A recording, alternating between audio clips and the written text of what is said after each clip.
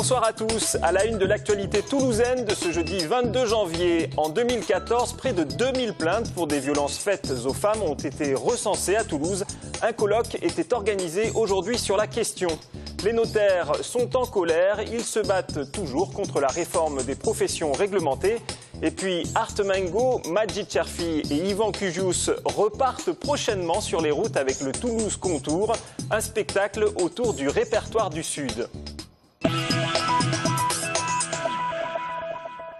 Dans le cadre du 4e plan interministériel de prévention et de lutte contre les violences faites aux femmes, un colloque avait lieu aujourd'hui au centre des congrès Pierre Baudis, une manifestation organisée par le Conseil de l'Ordre des médecins, Gynécologie sans frontières et les services de la préfecture.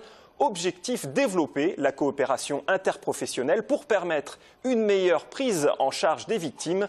Je vous rappelle qu'en France, une femme meurt tous les 3 jours sous les coups de son compagnon. Il reste encore beaucoup à faire pour lutter contre ce fléau. Sophie Wanis. En Haute-Garonne, depuis 2006, 25 femmes sont décédées victimes de violences conjugales. 1647 plaintes ont été déposées en 2014, soit une augmentation de près de 7% par rapport à l'année d'avant. 2 urgences absolues aujourd'hui: inciter les victimes à dénoncer ces violences conjugales. Et puis, il faut aussi que tous les professionnels, soignants, policiers, magistrats, élus, associations, travaillent ensemble pour une prise en charge globale des victimes dans la durée et pas seulement dans les situations d'urgence. Et puis, il faut aussi, dans l'anticipation, faire de la prévention qui se fait lorsqu'elles rencontrent les médecins pendant la grossesse, par exemple. Sur les 3500 femmes victimes de violences conjugales en 2014 dans notre département, 1647 ont porté plainte, soit 1 sur 2. C'est 1 sur 6 au niveau national. Comment voulez-vous aller révéler une situation dans laquelle vous êtes victime, mais vous vous sentez aussi, pour beaucoup de femmes, coupable d'être victime? Si je suis battue, c'est peut-être que je l'ai mérité. Et il est difficile pour des femmes de se libérer de l'emprise qu'il peut y avoir, que ça soit une emprise morale, psychologique, financière. 1 900 000 € ont été alloués l'année dernière à l'aide aux victimes de violences conjugales en Haute-Garonne. Un effort, certes, mais ça n'est pas suffisant. Même quand on a dénoncé ces violences, c'est encore très difficile d'être reconnu en tant que victime, d'être entendu par la justice. On pourrait demander plus de moyens pour qu'elles puissent être soutenues bien au-delà de ce qui est fait aujourd'hui. Par exemple, pour l'accès au logement social. Nous manquons de lieux ressources où, par exemple, là, dans ce colloque, nous avons beaucoup de médecins. Les médecins ne s'autorisent pas, lors d'une consultation, de poser la question: êtes-vous victime de violence? Et je crois que ça doit faire partie systématiquement de l'entretien du médecin. Communiquer et sensibiliser contre ce fléau des violences faites aux femmes, avec des actions sur la prévention de l'alcoolisation massive, facteur déclenchant dans 80% des cas de violence. Et puis en direction des jeunes, dès le collège, pour réapprendre le respect de l'autre. On constate chez les adolescents, par exemple, une forme de banalisation de certaines formes de sexualité, où même parfois la violence n'est pas exclue. Les notaires, toujours mobilisés contre la réforme des professions réglementées. Le texte sera débattu par les parlementaires à partir de lundi prochain. Les notaires viennent de lancer une campagne d'information intitulée « Faut-il brader les lois pour doper l'économie ?» Une campagne censée rappeler l'intérêt du service public notarial. Selon eux, en France, 5000 postes seraient menacés par le projet de loi. On écoute Xavier Poitevin au micro de Benjamin Bonte.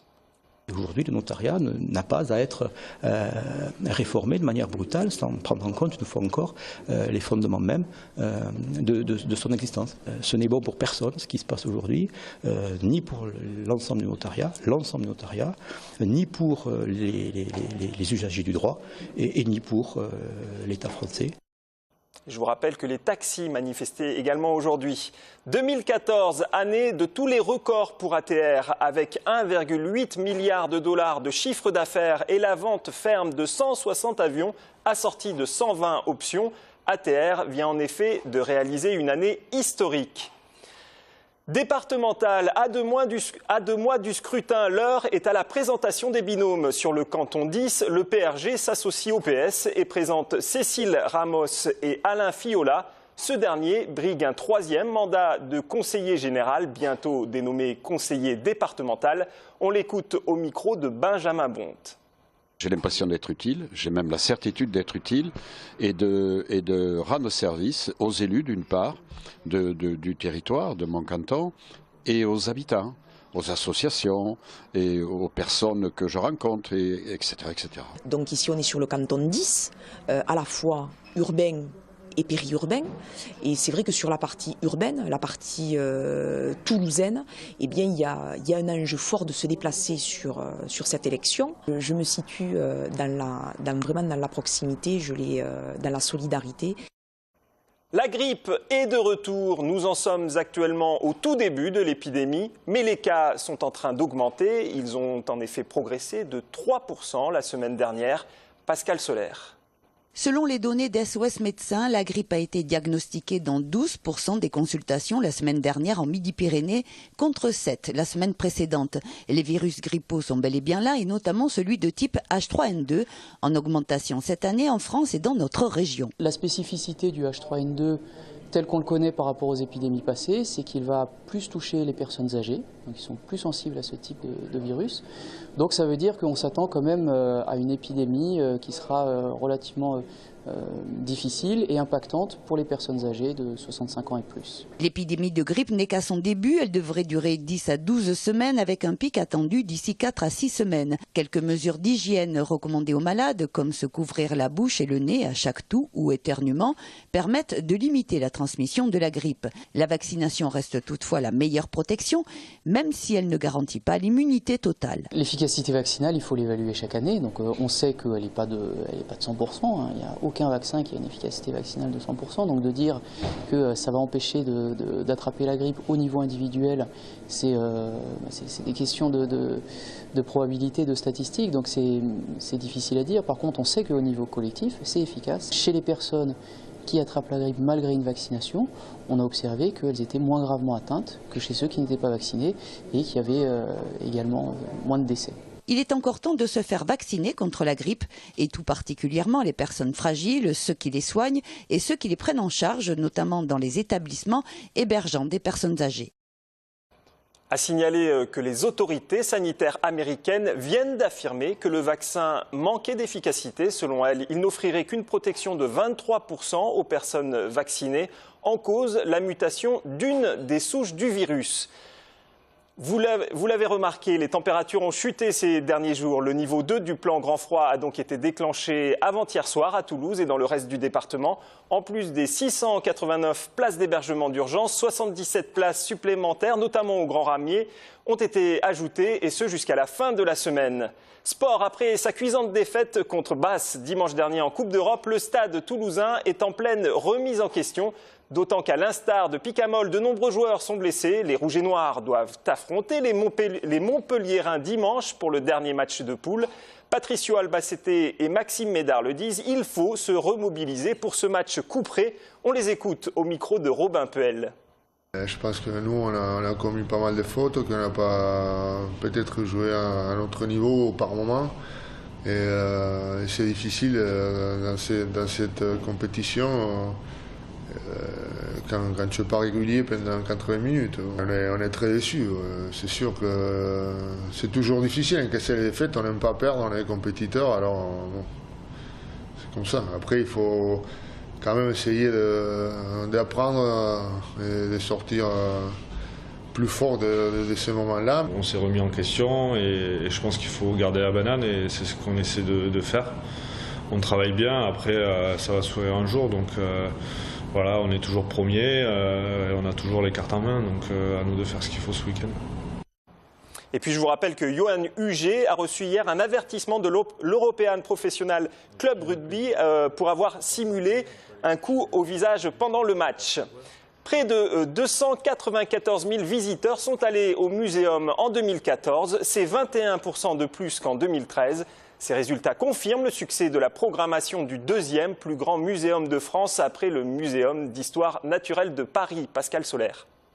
Plus de 120 000 visiteurs pour l'exposition Ours, mythes et réalité et déjà 50 000 pour Bébés animaux. En à peine 3 mois depuis son lancement, les thématiques choisies en 2014 pour les expositions temporaires du muséum ont séduit les Toulousains et les touristes cet été. Des événements moteurs pour l'établissement qui a redoublé d'efforts en innovant notamment sur Bébés animaux. Pour concevoir une exposition qui transmet des concepts scientifiques aux enfants non lecteurs, le muséum s'est associé à celui des sciences naturelles de Belgique, une coproduction qui permet également de partager les investissements. Cette hausse de fréquentation, elle peut s'expliquer aussi par le travail en profondeur que nous avons entrepris avec le monde scolaire, périscolaire ou associatif. Nous avons une équipe ici dédiée à la relation aux établissements scolaires. Donc nous avons l'année dernière accueilli plus de 17% de groupes scolaires, de groupes en général en plus sur l'année. Autre facteur qui explique la hausse de fréquentation, la politique tarifaire. L'entrée gratuite pour les moins de 6 ans, l'opération Musée Libre lancée par la mairie qui offre la gratuité des musées le week-end pour les Toulousains en sont quelques exemples. En 2015, le muséum fêtera ses 150 ans et présentera en octobre prochain une exposition inédite de 150 objets insolites et emblématiques du muséum. Art Mengo, Majid Cherfi et Yvan Cugius et leur Toulouse Contour sont de retour. Ils étaient en résidence cette semaine au Métronome. Ils vont prochainement repartir sur les routes avec leur spectacle composé de chansons aux accents du Sud. Claude Nougaro, Juliette ou encore Pierre Vassiliou y sont à l'honneur. Les 3 artistes s'amusent beaucoup dans cet exercice en forme de parenthèse enchantée.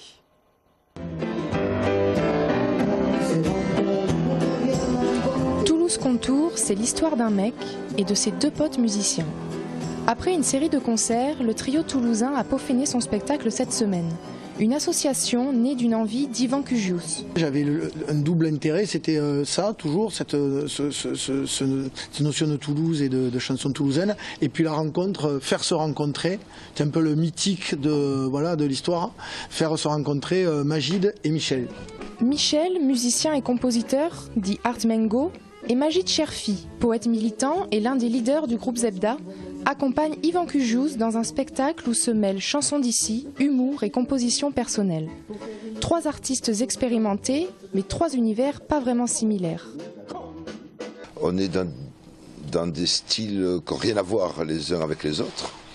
Et moi, j'aime beaucoup bosser avec des mecs qui n'ont rien à voir avec moi.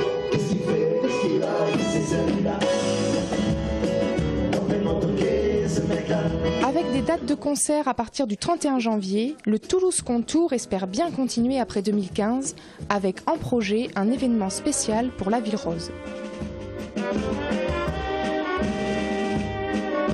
C'est ainsi que s'achève ce journal. Excellente soirée à tous.